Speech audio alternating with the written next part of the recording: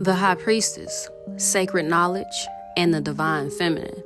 The High Priestess is the guide of the spiritual and the guardian of hidden knowledge, choices, and duality. What will you do when the two approaches you? Welcome, my Patreon collective. We are here with our next lesson in reading and learning tarot with the High Priestess. In order to obtain the gifts of intuition from the High Priestess, or as a High Priestess, you have to understand the inner voice, intuition, and inner knowing. Get in tune with your inner self and inner guidance. The High Priestess sits with a still face, knowing, serene, cool, calm, collected. No worry, no complex thoughts, no complex vibes. She just knows, she feels. She also has a headpiece with the waning, the waxing, and the full moon, closely connected in a representation of the moon phases of a woman's menstrual cycle. We are closely connected to the moon in a 28-day cycle, so this could show up in a reading as a pregnancy or fertility with the pomegranates around it in the palms for male and female fertility parts. Now, she also sits here in a cloak. The cloak is symbolic for covering herself, covering her head, keeping her inner knowing in secrecy, keeping her knowledge, I want to say secluded, away from the rest of the world. She also sits in between two pillars, duality, the black and the white, the yin and the yang, the light and the dark, which brings me to there is also dark high priestess out there that will use their gifts once they learn those gifts for malicious intent. Which brings me to duality, choice, division, split, a person making a decision, twos in tarot.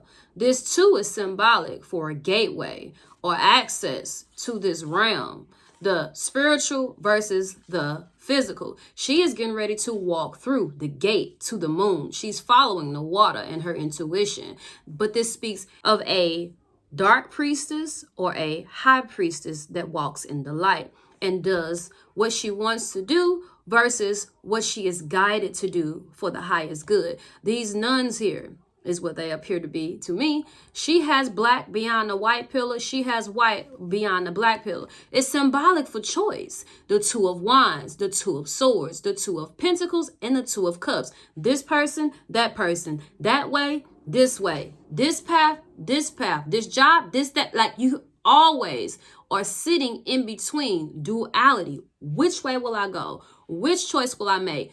Guidance by owls and other birds and signs of synchronicities. This owl is symbolic for wisdom. I like to keep my owl close to me, but it's symbolic for being in tune enough to recognize the high priestess, such as someone who's taking a drive could see a sign by a bird and pick up on it. Someone who is deeply connected to the physical realm may not see it. So she sits in the gateway, in the doorway, in the archway between the physical and the spiritual. She can interpret for others. A dark high priestess can do the same. But what is the intent? She can interpret what's coming towards you, what's coming towards someone close to you. She's able to use this knowledge. Someone could have these abilities, learn self, know thyself, and use these gifts for malicious intent on purpose, which is simply gone rogue. Hence, when you go into that spiritual realm, I am praying you do the right thing, the black and the white. Knowledge and acceptance of duality are required to enter the sacred place. So if someone knows the knowledge and accepts it about choice and duality, good and bad, they're also going to be held accountable for their karma because they knew better. For those that are tapping into dark energies or using their gifts for bad.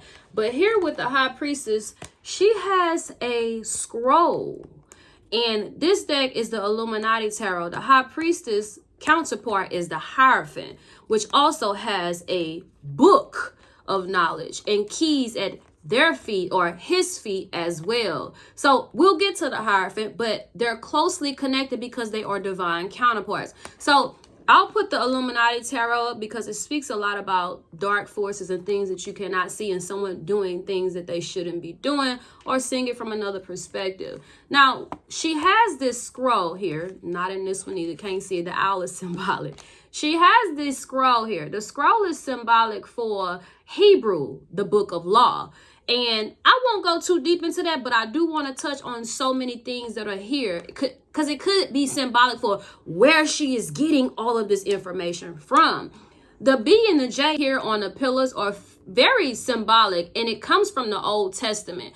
The B, I believe pronounced Boaz, is from King David's grandfather, and Joshiam from, I want to say, King Solomon's temple. There was a high priest. She is well networked and well connected to like-minded individuals or people of high rank. It's very deep, the high priestess. As I spoke of the keys from the high priestess and her counterpart, the Hierophant has keys here and the high priestess has keys there. Both of them have access to the spiritual and the physical realm, and they both wear crowns. That's a triple crown, and this is a triple crown, but in different moon phases. Now, with these two people being divine counterparts, so is the emperor and the empress. We got 2 and we got 5. What comes in between?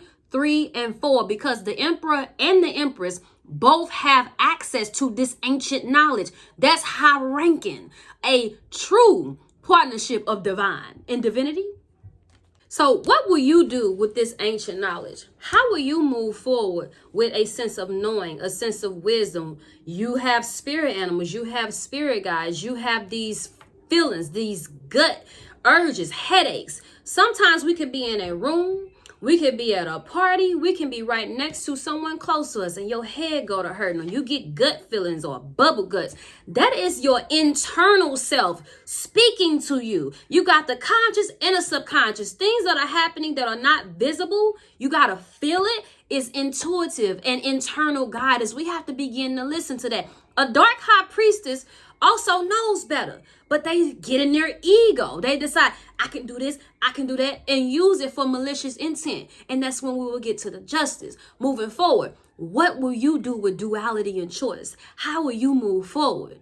Will you go rogue with your gifts? Let's see. I want to read something here. And it says, wisdom comes from experience, but you can develop your wisdom by trusting your intuition.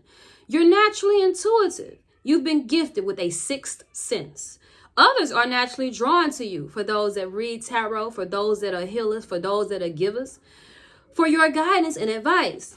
Like the high priestess, you must have your own sacred space where you can read, write, and reflect. In tarot, as in life, some truths can't be revealed. Sometimes you have no proof. You just got to trust your gut and trust your vibes. A masculine energy that is fairly much so in his ego or earthly physical realm should trust a woman that is simply say, I don't think that's good for you, or I don't trust that person for you. Sometimes your divine feminine as a masculine, or sometimes a divine feminine around you says, I don't know about that one. You should listen to them, even if they cannot prove it. Now, some people are hating. Some people are jealous. So when someone nudges you, you have to check yourself. How do I feel about what I just heard? What is my body saying? Are you getting gassy? Are you getting bubble guts? Are you getting a headache? Those are confirmations from your subconscious. As well as the masculine has the ability to tap into the feminine energy too. A masculine could come and tell somebody, listen, I don't know about that person right there. We have to be able to trust those around us that are trying to guide us because they are moving off intuition. Now, another thing for all things can't be revealed is we have to keep our sacred knowledge secret. Keep those that are stuck and locked into the physical realm out of the spiritual realm, because some people have no business knowing sacred knowledge, or some people don't need to know all of your moves because they have ill intents. Keep things to yourself. Let them play out. Let the universe handle it. And for those that are getting guidance, getting nudges, having dreams, some of these things are private. They're for you.